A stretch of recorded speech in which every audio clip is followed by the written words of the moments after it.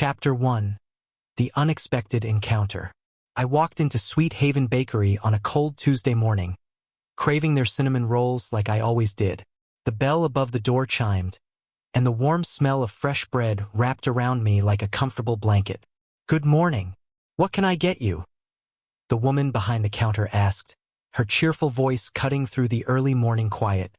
"The usual," I said, pulling out my wallet. "Large coffee, black, and a cinnamon roll." "You got it, sweetie. That'll be $7.50. I handed her a 10 and told her to keep the change. I was tired from working late the night before, my mind still on the presentation I had to give next week. The promotion I'd been working toward for 2 years depended on nailing it, and the pressure was starting to get to me. I turned to find a table by the window when I saw her. Emma, my ex-girlfriend. She was standing by the display case, her blonde hair shorter than I remembered, styled in some trendy cut that probably cost more than my monthly gym membership.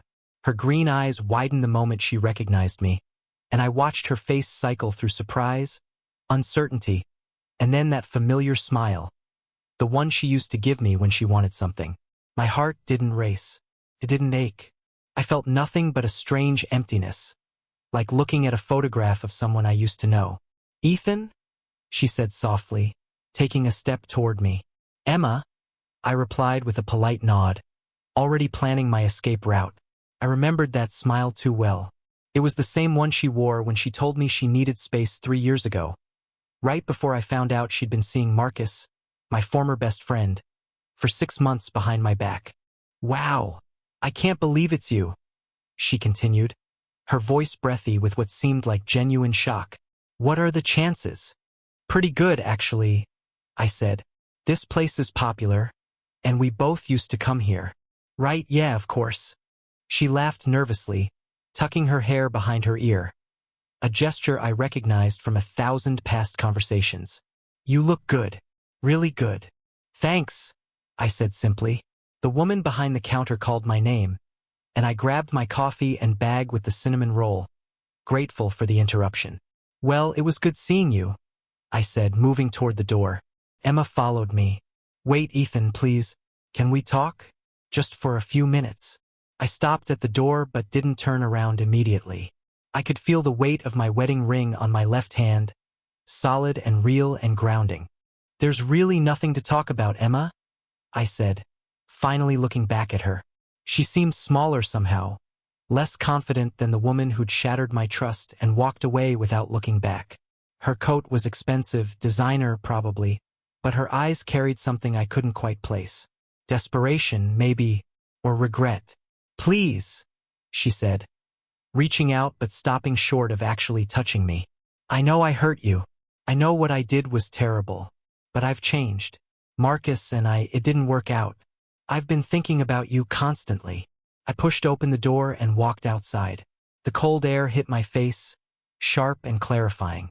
Emma followed me onto the sidewalk. "That's unfortunate," I said, taking a sip of my coffee. "But it has nothing to do with me." Her face fell, and for a moment, she looked like she might cry. "Don't be like this. I know you're angry, and you have every right to be. But we had something special, Ethan. We were good together before everything went wrong. I made a mistake. A huge, terrible mistake. Can't you at least hear me out?" Chapter 2. The Plea. I watched a car drive past us, then another. The morning traffic was picking up, people heading to work, living their lives, completely unaware of this awkward reunion happening on the sidewalk. I remembered the nights I'd spent wondering what I'd done wrong, the months of therapy to rebuild my self-worth after Emma had demolished it, the way my mother had held me while I cried, telling me over and over that I deserved better, that Emma's choices were about her, not about my value as a person. Sarah's face flashed in my mind. My wife, my partner, the woman who'd shown me what real love looked like. "I'm not angry," I said honestly, surprising myself with how true it was. "I'm just not interested." "Not interested?" Emma's voice cracked, and I saw genuine confusion in her eyes. "Ethan, I'm trying to apologize. I'm trying to make things right. We could start over. We could try again. And I promise you I would never." "Emma, stop." I cut her off, my patience wearing thin. You're not listening. I don't want to start over. I don't want anything from you. She stared at me, her eyes glistening with tears that hadn't fallen yet. Is this because of Marcus? Are you punishing me? Because he's gone now. He left me for someone else about 6 months ago. Karma, right? I learned my lesson the hard way. This isn't about punishment, I said carefully, keeping my voice even. This is about the fact that I've moved on. Completely. She stepped closer, and I could smell her perfume. Different from what she used to wear. Everything about her was different, actually, and yet somehow exactly the same. Have you really? She asked, her voice dropping to almost a whisper. Or are you just saying that because you're hurt? Because I know you, Ethan. I know how deeply you loved me. That kind of love doesn't just disappear. A young couple walked past us, the woman laughing at something on her boyfriend's phone. They looked happy, carefree, wrapped up in their own little world. You're right, I admitted, and I saw hope flicker across Emma's face.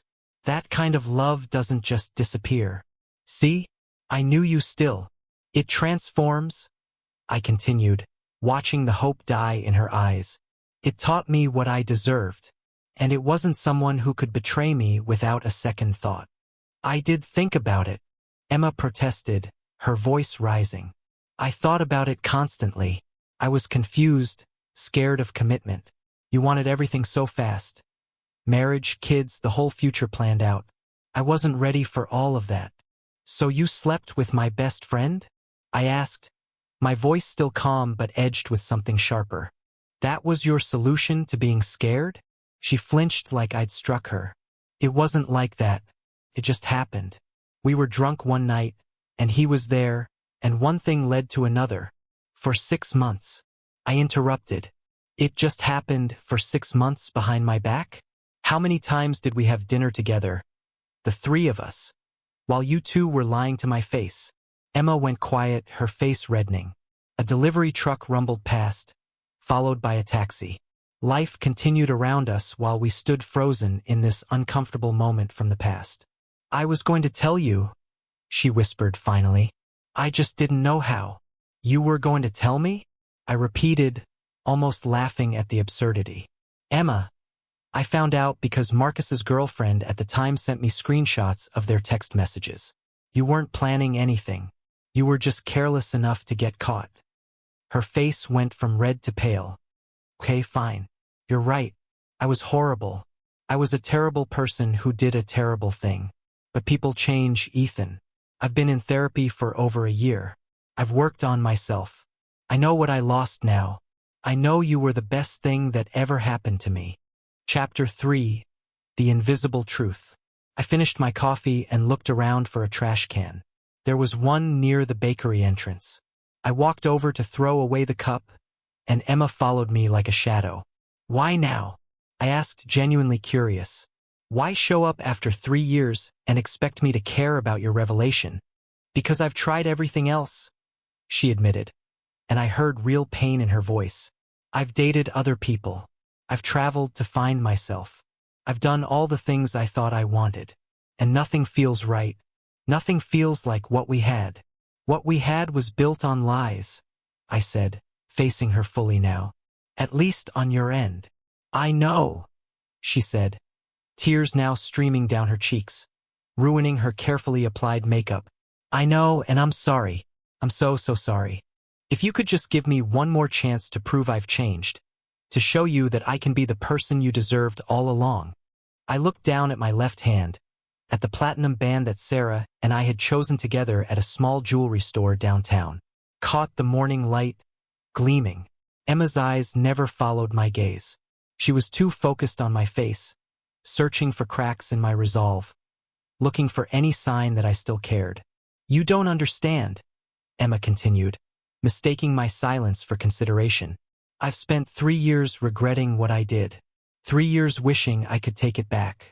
When I saw you walk in just now, I thought maybe it was fate. Maybe the universe was giving me a second chance. The universe doesn't work like that, I said quietly. How do you know? Maybe this is our moment. Maybe we're supposed to reconnect now, when we're both older and wiser. Emma, I need you to listen to me very carefully, I said, looking directly into her eyes. I don't want to reconnect. I don't want to try again. I don't have any interest in revisiting what we had. You're just saying that because you're hurt, she insisted, reaching for my right hand. I get it. You want me to feel what you felt. But I already do, Ethan. Marcus destroyed me the same way I destroyed you. I understand now what I put you through. I gently pulled my hand away. I'm glad you understand. Genuinely. That's growth. But it doesn't change anything between us. Why not? She demanded, frustration bleeding into her tone. I said I'm sorry. I've apologized. What more do you want from me? I don't want anything from you, I said, and I realized how completely true that was. That's what I've been trying to tell you. A man in a business suit brushed past us, muttering an apology as he rushed into the bakery. Emma and I stood there, two people occupying the same physical space but living in completely different realities. I don't believe you, Emma said finally. I don't believe you feel nothing. You loved me too much for it to just be gone. You're right again, I said. I did love you, very much. But that version of me doesn't exist anymore. The version of you I loved, if she ever really existed, is gone too. We're different people now. But that's good, Emma said desperately. We can be different together, better versions of ourselves. We can learn from our mistakes and build something stronger. I checked my watch. I was going to be late for my meeting if this conversation continued much longer. Sarah was expecting me to call her before her morning meeting at 9. We'd made it a ritual. A quick call every morning when I was running errands or traveling for work. I have to go, I said, pulling out my phone. Emma grabbed my right hand again, holding it desperately. Please don't walk away. Not again. Just think about it. That's all I'm asking. Think about what we could have if we tried again. Think about the history we share, the connection we had. I gently but firmly pulled my hand free and unlocked my phone. Sarah's contact photo smiled up at me.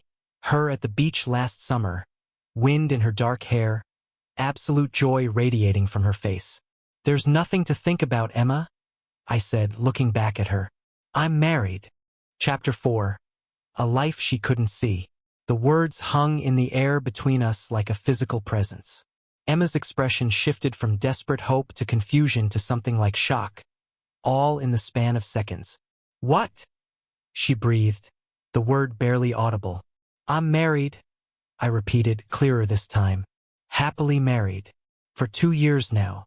I held up my left hand, making sure she could see the ring this time, the ring she'd looked past in her single-minded focus on my face. Emma's eyes finally dropped to it, widening as reality crashed into her constructed fantasy. You're married? She repeated, as if saying it out loud would make it less true. Yes. To who? She asked, her voice small and broken. Someone who values loyalty, I said simply. Someone who chose me every single day. Someone who didn't need to lose me to realize my worth. Emma took a step back, shaking her head slowly like she could physically deny what I was telling her. When? How long after we broke up? About a year after we broke up, I met Sarah, I explained, keeping my tone factual, not cruel. We dated for a year, got engaged 6 months after that, got married last spring. She's incredible, and I'm happier than I've ever been in my life. But Emma struggled to form words, her mouth opening and closing. You never posted anything. I checked your social media all the time. There were no pictures, no announcements, no relationship status change. I went private after everything that happened with you and Marcus, I said. I needed boundaries. Peace. I didn't know anyone updates on my life, especially not people who'd hurt me. But I'm not just anyone, Emma protested weakly. We were together for 3 years. We were, I acknowledged. Past tense. That ended when you decided Marcus was more important than our relationship. He wasn't more important, Emma said, her voice cracking. He was a mistake. You were always the one I really wanted. I just didn't realize it until it was too late. My phone buzzed in my hand. A text from Sarah. Morning, love. About to head into my meeting. Call me when you can. Miss you. Red heart. I smiled without meaning to, the way I always did when Sarah reached out. Emma noticed, and something in her face crumbled. You really love her, she observed, and it wasn't a question. More than I knew it was possible to love someone, I admitted honestly. Did you ever love me like that? Emma asked, and I heard the real question beneath it. Was I ever enough? I considered the question carefully because despite everything, Emma was still a human being asking a vulnerable question. I thought I did at the time, but what Sarah and I have showed me the difference between infatuation and partnership. Between wanting someone and choosing them consciously every single day, even when it's hard. What we had was real, but it wasn't this. Emma wiped at her eyes, mascara smudging in black streaks down her cheeks. I'm happy for you, she said, though her tone suggested otherwise. I really am. You deserve someone who treats you right. You always did. Thank you, I said, accepting the words at face value even though we both knew they weren't entirely sincere. I just wish she trailed off, looking down at the sidewalk. Wish what? I wish I had been that person for you. I wish I'd realized what I had before I destroyed it. I wish I could go back and make different choices, be a different person. But you can't, I said gently but firmly. None of us can. All we can do is learn from our mistakes and try not to repeat them with the next person. I have learned, Emma insisted, looking up at me with desperate intensity. I promise you I have. I would never do anything like that again. I would never take someone's loyalty for granted. I would never. Good, I said sincerely. Then someone else will benefit from that growth. Someone else will get the better version of you. But it won't be me, Emma. It can't be me. Chapter 5: The Weight of Regret. Emma's phone rang, the sound jarring in the tension between us. She glanced at the screen but didn't answer. I could see a woman's name displayed. Jess. She declined the call and looked back at me. That's my sister, she explained, though I hadn't asked. She's been helping me through some things. The breakup with Marcus was ugly. He took a lot from me. Financially, emotionally. I had to move back in with my parents for a while.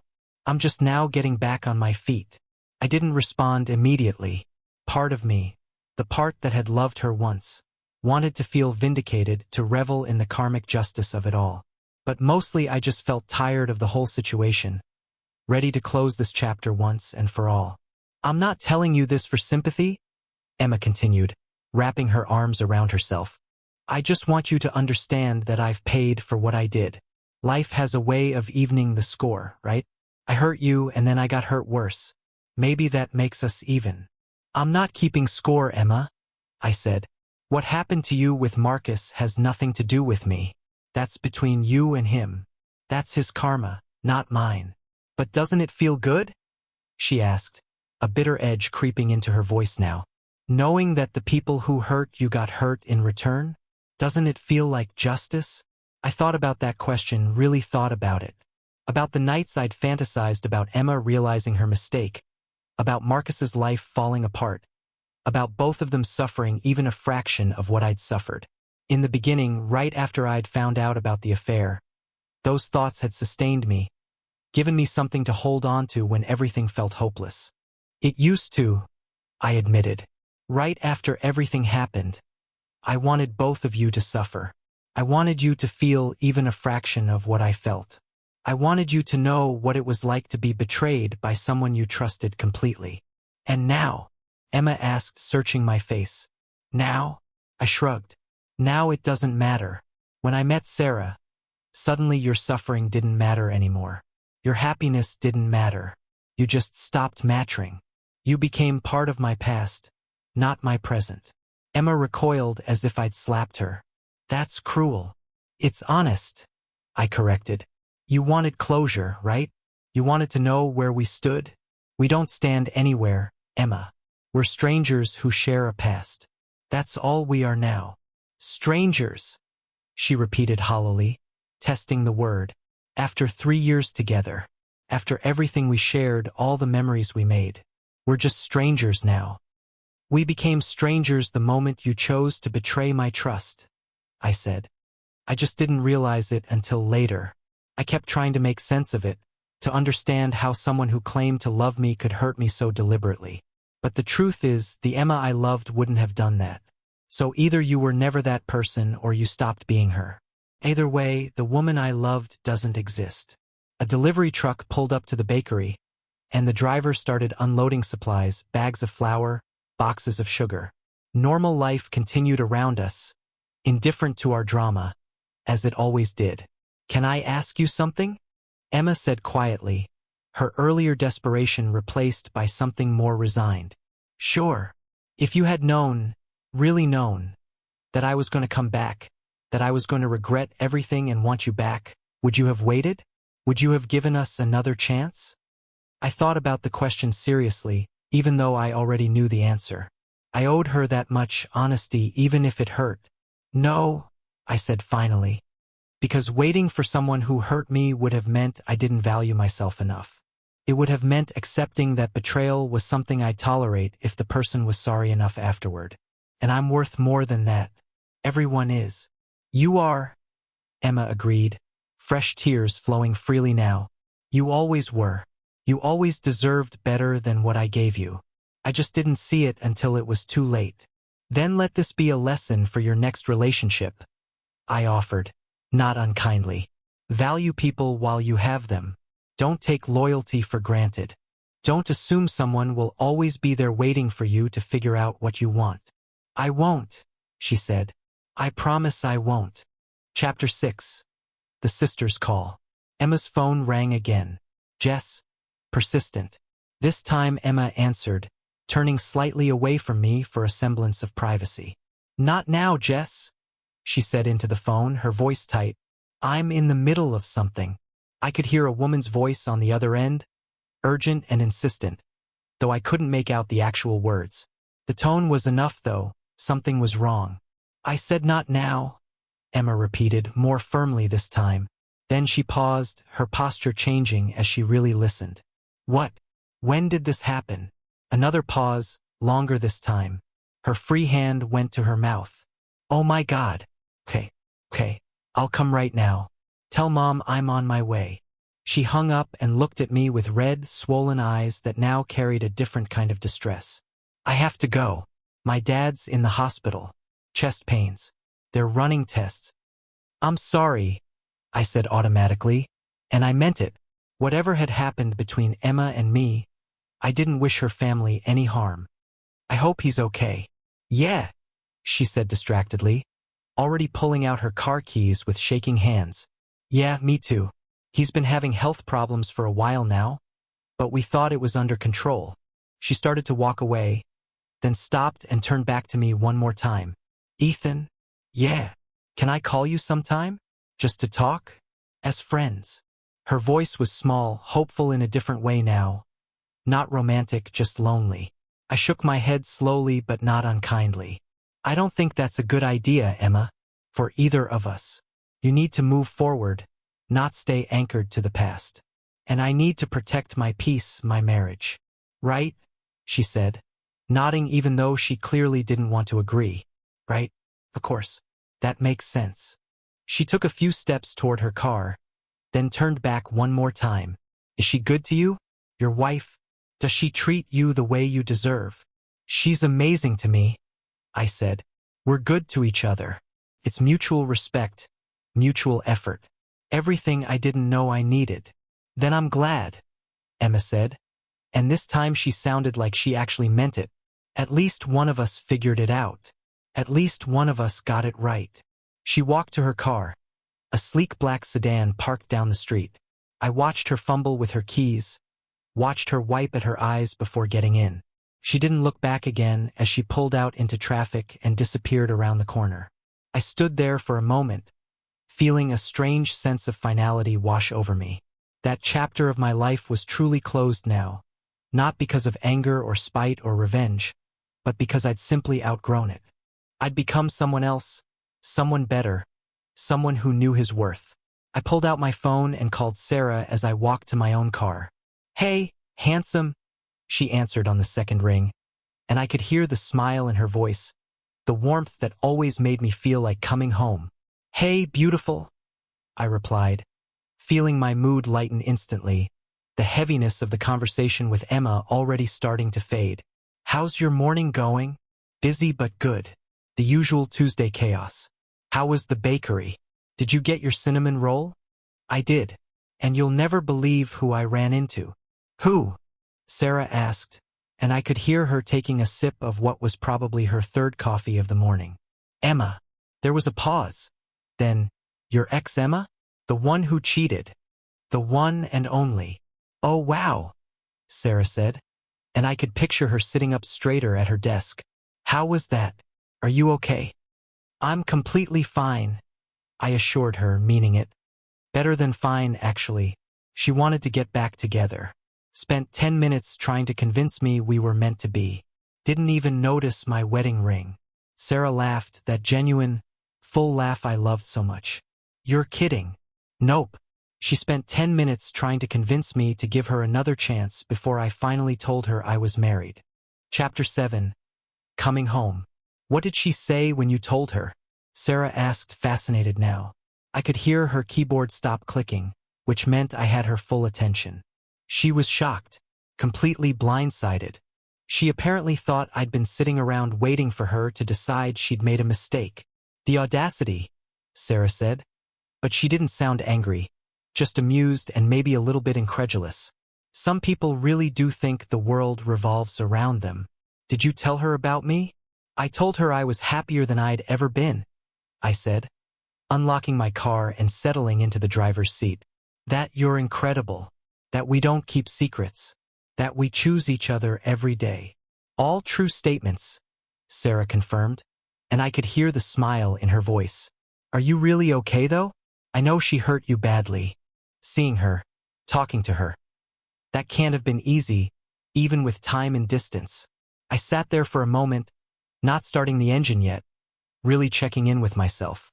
Honestly, it was easier than I expected. I felt nothing when I saw her. No anger, no lingering feelings, no bitterness. Nothing. She was just someone I used to know.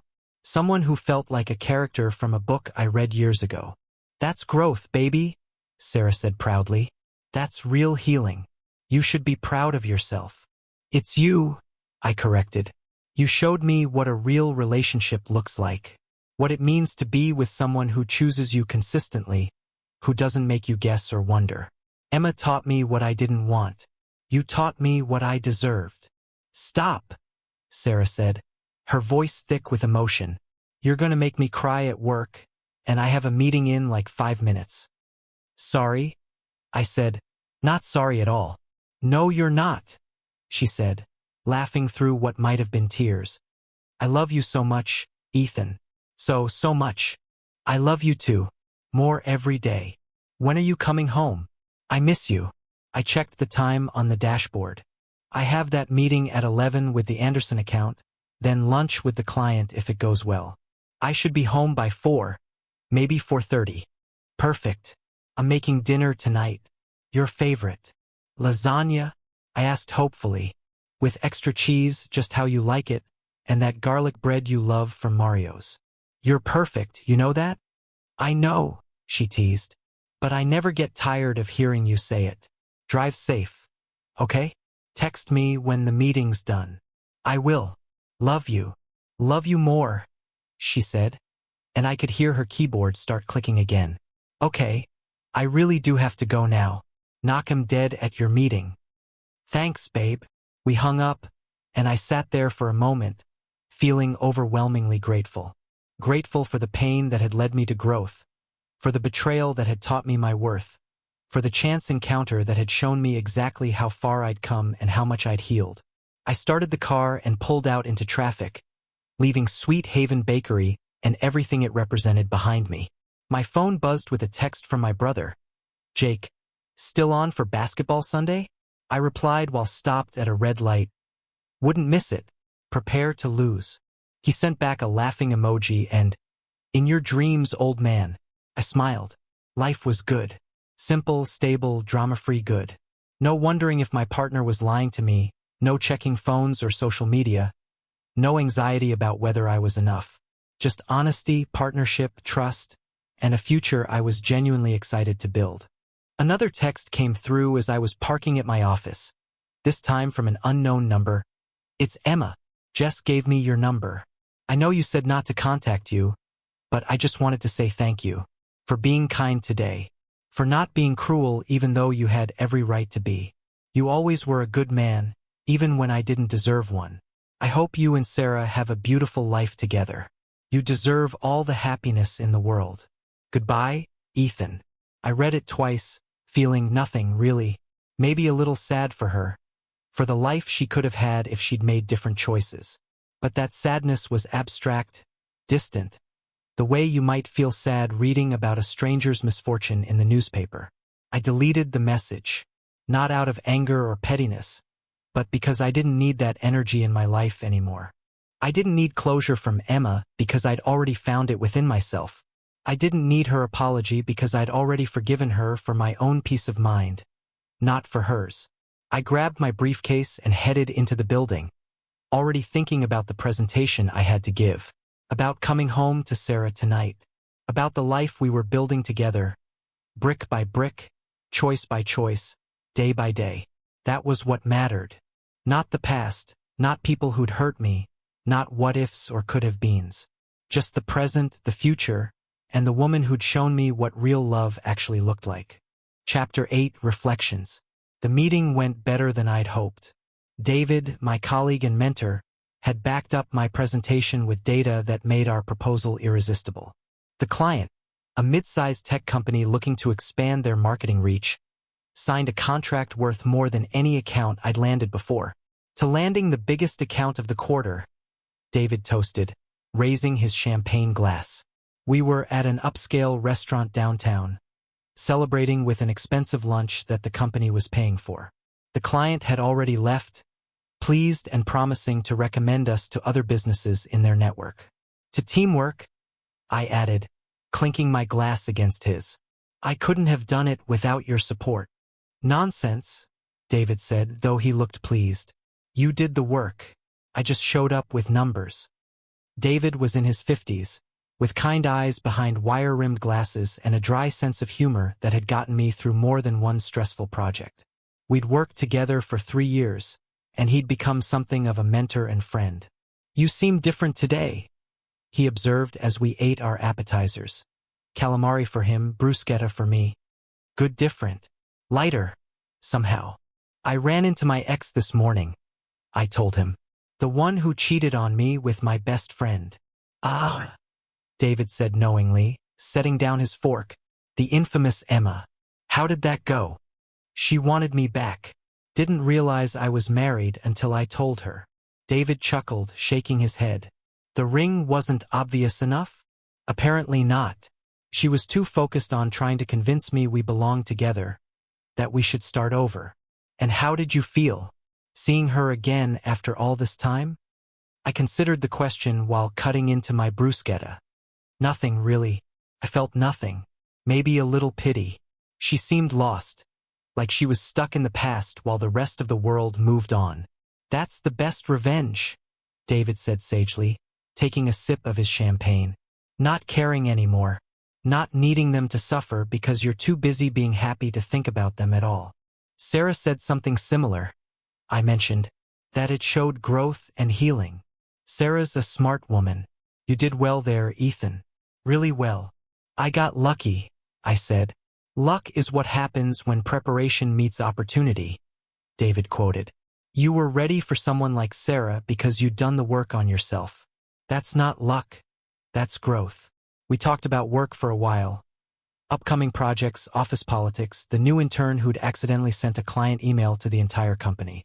Then the conversation drifted to David's upcoming vacation to Italy with his wife of 30 years. Margaret's been planning this for months, he said, pulling out his phone to show me pictures. We're renting a villa in Tuscany. Wine tours, cooking classes, just relaxing and enjoying each other's company. 30 years, I said, genuinely awed. That's incredible. What's the secret? There is no secret, David said, smiling. Just consistency. Showing up every day. Choosing each other even when you don't feel like it. The key is finding someone you actually like, not just love. Someone you want to talk to even when you're mad at them. That's Sarah and me, I said. We can have a disagreement about something stupid, and I still want to hear about her day afterward. I still want to be around her. Then you've figured it out, David said, raising his glass again. Most people never do. They confuse passion with compatibility, intensity with sustainability. Real love is quieter than people think. It's coming home and feeling peace, not drama. To quiet love, I said, touching my glass to his. To quiet love, David echoed. After lunch, I had some time before I needed to head home. I found myself driving to Riverside Park, the place where Sarah and I had our first date. It was a weekday afternoon, so it wasn't crowded. Just a few joggers making their way along the path. A woman walking a golden retriever. An old man feeding pigeons near the fountain. I sat on the bench where we'd sat that first day, remembering how nervous I'd been. I'd liked her so much already, and I was terrified of screwing it up somehow. We'd met through a mutual friend, David's wife actually, at a backyard barbecue. Sarah had made a joke about the burnt hamburgers, and I'd laughed harder than the joke deserved, just happy to have an excuse to talk to her. Want to get out of here? I'd asked impulsively. There's a great park nearby. Better atmosphere, probably better food if we hit the food trucks. Are you asking me on a date? She'd asked, smiling. Is it working? It's working. We'd come here to this park and sat on this bench. She'd worn a yellow sundress that brought out the gold flecks in her brown eyes. We'd bought tacos from a food truck and talked for 4 hours straight, until the park lights came on and a security guard told us they were closing. I don't want this to end, I'd said as we walked to our cars. Then let's not let it, she'd replied simply, like it was the easiest thing in the world. And we hadn't. 2 years of dating, learning each other, building trust brick by brick, of meeting each other's families and friends, of navigating disagreements and celebrating victories together. A proposal on a beach at sunset, her saying yes before I'd even finished the question because she'd been waiting for me to ask for months. A small wedding with close family and friends, every detail perfect because we'd planned it together, as equals. Chapter 9. The Truth in Quiet Moments. I pulled out my phone and scrolled through photos. Our wedding day, our honeymoon in Costa Rica, random Tuesday nights cooking dinner together, Sarah making a face at the camera while covered in flour, me attempting to assemble furniture while she supervised with wine and unhelpful commentary. Ordinary moments that made up an extraordinary life. A notification popped up. Emma had unfollowed me on Instagram. I felt nothing about it except maybe a little relief. Good for her, I thought. Moving on looked different for everyone, but it had to happen eventually. Staying connected to someone you needed to let go of only prolonged the pain. I deleted the notification and stood up from the bench. A young couple walked past, holding hands and arguing playfully about whether to get ice cream or coffee. The woman was laughing, pushing the man's shoulder in mock annoyance. They reminded me of Sarah and me. I drove home, taking the scenic route even though it added 15 minutes to the trip. The trees were starting to change colors, early autumn making its presence known. Sarah loved this time of year, always had. She'd already started planning our Halloween costumes, texting me ideas at random times during the day. I got home at 3:30, earlier than I'd expected. The house smelled like tomato sauce and basil. Sarah must have started the lasagna before work and left it on low heat in the oven. I found a note on the kitchen counter, written on the back of an envelope in her looping handwriting. Welcome home. Lasagna's in the oven. Just turn it up to 375 for the last 20 minutes. Love you. S. I smiled and pocketed the note. Sarah left little notes everywhere, in my briefcase, on the bathroom mirror, tucked into my coat pockets in the winter. Each one a small reminder that I was loved, that I was thought of, that someone in the world cared about whether I made it home safely. I changed into comfortable clothes, sweatpants and an old college t-shirt, and opened my laptop to finish some work emails. The presentation might have been over, but there were always follow-ups, details to iron out, timelines to establish. Around 4:30, I heard Sarah's car in the driveway. The familiar sound of her pulling in, turning off the engine, the car door opening and closing. Then her key in the lock, the front door opening. "Honey, I'm home," she called out. And even though it was cheesy and we said it ironically, it still made me smile every single time. "In the office," I called back. She appeared in the doorway moments later, still in her work clothes, black slacks and a blue blouse that brought out her eyes. Her hair was up in a ponytail, a few strands escaping around her face. She looked tired but happy, the way she always did at the end of a productive day. "Hey you," she said, leaning against the doorframe. "Hey you," I echoed, closing my laptop and standing to hug her. She melted into my arms, sighing contentedly. "Long day." "Mine too." "Good though." We stood there for a moment, just holding each other. This was my favorite part of every day. This moment of reconnection, of coming back together after being apart. No matter how good or bad the day had been, this moment always felt like coming home.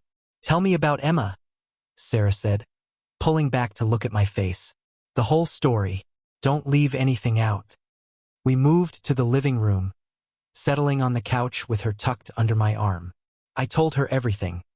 The whole conversation, Emma's shock at my wedding ring, her tears, her sister's call about her father. "Do you think she really changed?" Sarah asked when I finished. "Maybe," I said honestly. "People can change. Growth is possible. But that doesn't mean I owed her anything. Change is personal. It doesn't entitle you to a second chance with the people you hurt." "Very wise," Sarah said, kissing my cheek. "Very mature. I'm proud of you." "I learned from the best," I said, pulling her closer. "Flatterer," she teased, but she was smiling. "Are you glad you ran into her?" Sarah asked after a moment. "Like, for closure or whatever?" I thought about that. I didn't need closure from her. I'd already moved on. But I'm glad it happened because it confirmed what I already knew, that I'm exactly where I'm supposed to be, with exactly who I'm supposed to be with, that the past is truly past, not something I'm carrying around anymore. Sarah's eyes glistened with tears. "You're going to make me cry." "That seems to be my talent today," I joked, wiping gently at her cheek. She laughed and swatted at my hand playfully. "Did she ask about me? Like, what I was like or what I did?"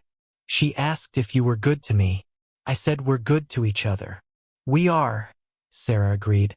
"We're really good at this, at being partners. The best team," I confirmed. Chapter 10 Home. We sat in comfortable silence for a while, Sarah's head on my shoulder, my arm around her waist. Outside, the sun was starting to set, casting orange and pink light through our living room windows. The house we'd bought together last year, the one we'd painted and furnished and made into a home. "You know what I thought about today?" Sarah said eventually, her voice soft. "What?" "How lucky I am that you were available when we met, that Emma was stupid enough to let you go, that I got to be the one who found you when you were ready for something real, something lasting." "I'm the lucky one," I insisted, tightening my arm around her. "You taught me to trust again, to believe that people could be honest and loyal. You showed me what partnership actually means, what it looks like in practice, not just theory." "We're both lucky then," she decided. "Deal." Sarah's phone buzzed on the coffee table. She reached for it and laughed. "Your mom wants to know if we're coming to dinner on Sunday. She's making pot roast." "Tell her yes," I said.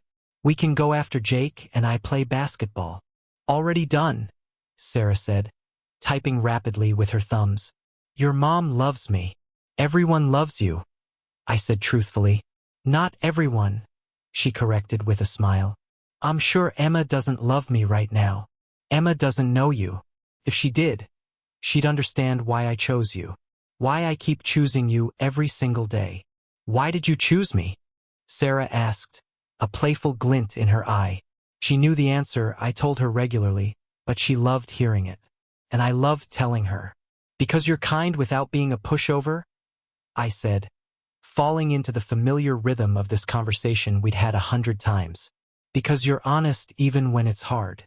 Because you make me laugh and think and want to be better." Because you saw me at my worst. Still healing, still learning to trust, still carrying wounds. And you were patient. You didn't rush me or push me. You just showed up consistently until I believed you'd keep showing up. Keep going, Sarah said, grinning now. Because every day with you is easy in the ways that matter and worth the work in the ways that don't. Because you're my favorite person to talk to be quiet with, to plan a future with. Because when I picture my life in 5 years, 10 years, 50 years, you're always there. I can't imagine it without you.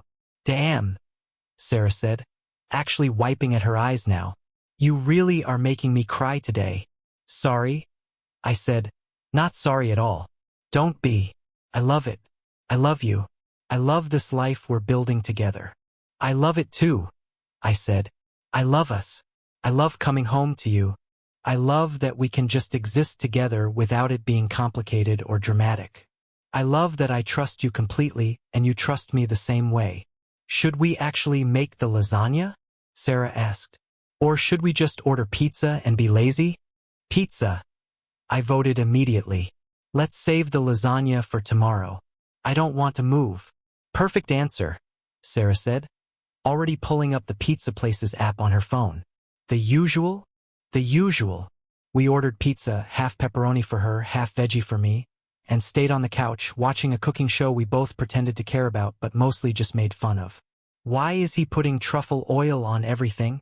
Sarah complained. That's not a personality trait. Maybe he's sponsored by Big Truffle, I suggested. She laughed. That full-body laugh that made her whole face light up. Big Truffle. That's what I'm calling you now when you're being fancy. I'm never fancy, I protested. You ordered wine at Olive Garden once. That doesn't count. It absolutely counts. The pizza arrived, and we ate straight from the box. Sarah's feet in my lap, grease on our fingers, completely content. This was everything. Not grand gestures or expensive dates, but Tuesday night pizza and terrible TV and someone to share it with. Sarah fell asleep during the 3rd episode, her head in my lap, her breathing deep and even. I looked down at her.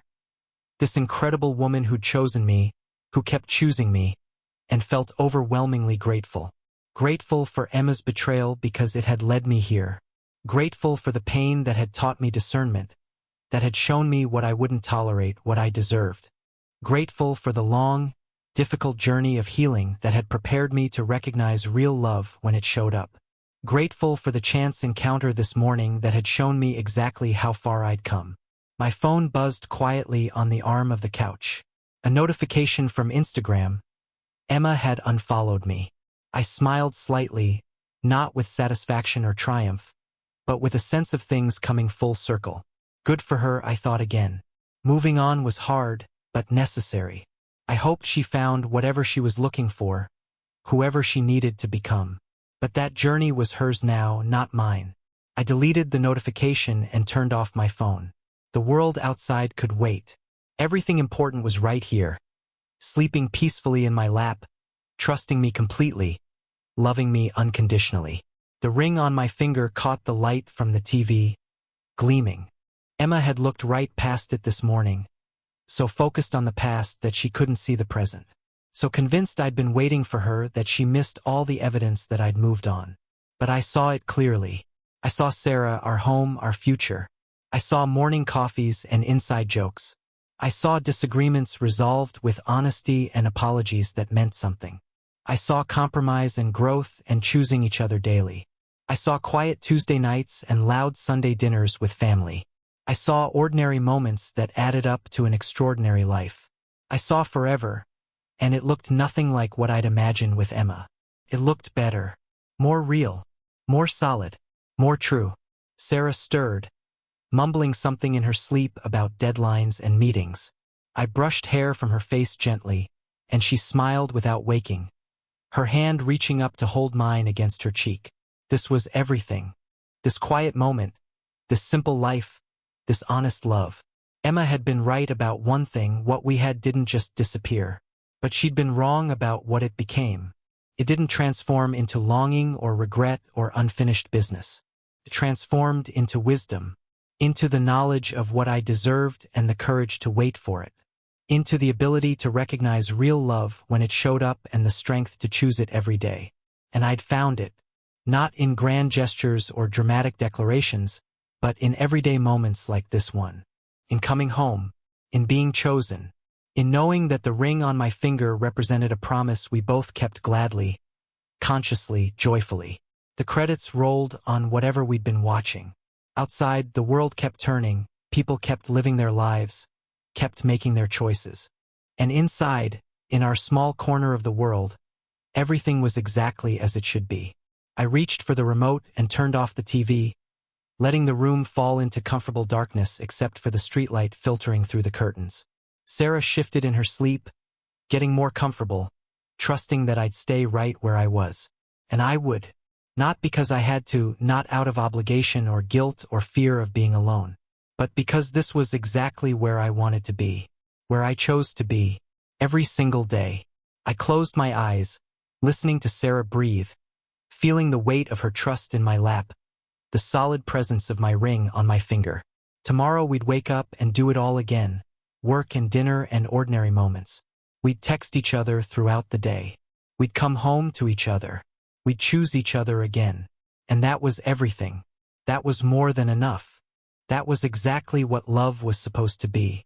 The house settled around us, and I felt myself starting to drift off too, comfortable and content and completely at peace. Emma was part of my past now, fully and finally. Not with anger or resentment, not with triumph or vindication, just with acceptance and gratitude for the lessons learned. My last thought before sleep took me was simple. I'm home. I'm loved. I'm exactly where I belong. And I was